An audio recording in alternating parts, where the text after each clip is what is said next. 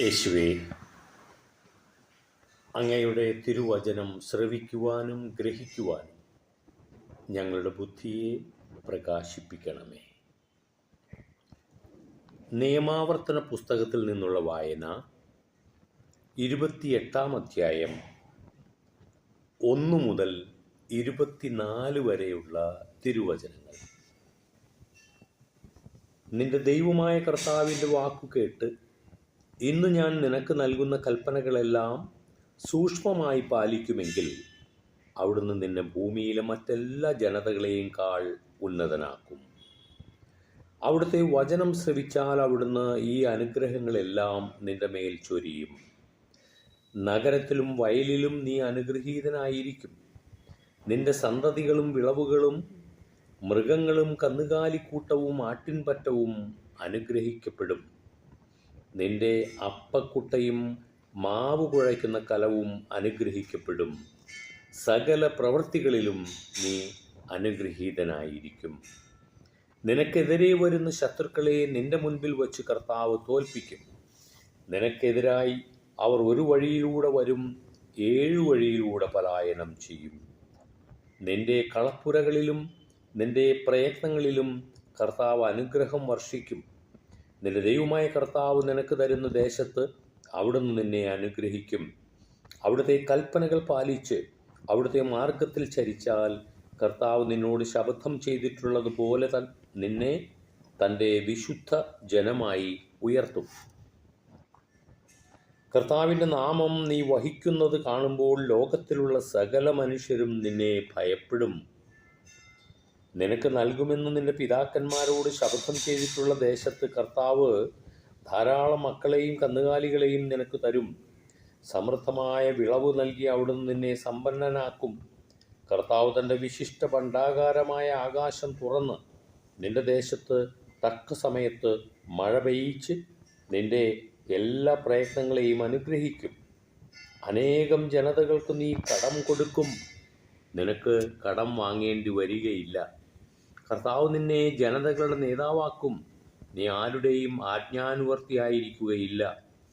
ഇന്ന് ഞാൻ നിനക്ക് നൽകുന്ന നിന്റെ ദൈവമായ കർത്താവിൻ്റെ കൽപ്പനകൾ ശ്രവിച്ച് അവ ശ്രദ്ധാപൂർവം പാലിക്കുമെങ്കിൽ നിനക്ക് അഭിവൃദ്ധി ഉണ്ടാകും, നിനക്കൊരിക്കലും അധോഗതി ഉണ്ടാവുകയില്ല. ഞാൻ ഇന്ന് കൽപ്പിക്കുന്ന ഈ കാര്യങ്ങളിൽ നിന്ന് ഇടം വലം വ്യതിചലിക്കരുത്. അന്യദേവന്മാരെ അനുഗമിക്കുകയോ സേവിക്കുകയോ അരുത്. എന്നാൽ നീ നിന്റെ ദൈവമായ കർത്താവിൻ്റെ സ്വരം ശ്രവിച്ച് ഞാൻ ഇന്ന് നിനക്ക് നൽകുന്ന അവിടുത്തെ കൽപ്പനകളും ചട്ടങ്ങളും ശ്രദ്ധാപൂർവം അനുസരിക്കാതിരുന്നാൽ താഴെ പറയുന്ന ശാപമൊക്കെയും നിന്റെ മേൽ പതിക്കും.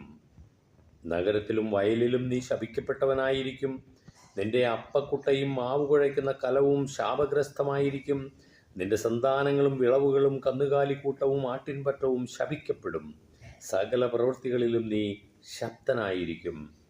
നിന്റെ ദുഷ്കൃത്യങ്ങൾ വഴി കർത്താവിനെ ഉപേക്ഷിച്ചതിനാൽ നീ നശിക്കുന്നതുവരെ നിന്റെ എല്ലാ പ്രയത്നങ്ങളിന്മേലും അവിടുന്ന് ശാപവും ക്ലേശവും ശകാരവും അയക്കും. നീ ക്ഷണത്തിൽ നിശേഷം നശിച്ചു പോകും.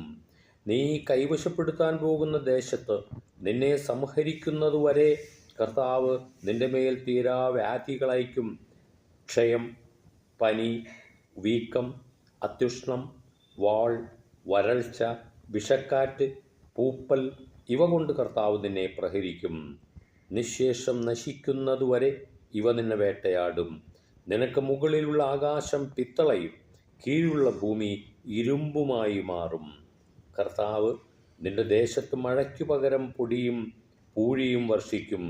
നീ നശിക്കും വരെ ആകാശത്തു നിന്ന് അവ നിന്റെ മേൽ പതിക്കും. നിന്റെ ജീവിതത്തിൽ വിജയം വേണമോ?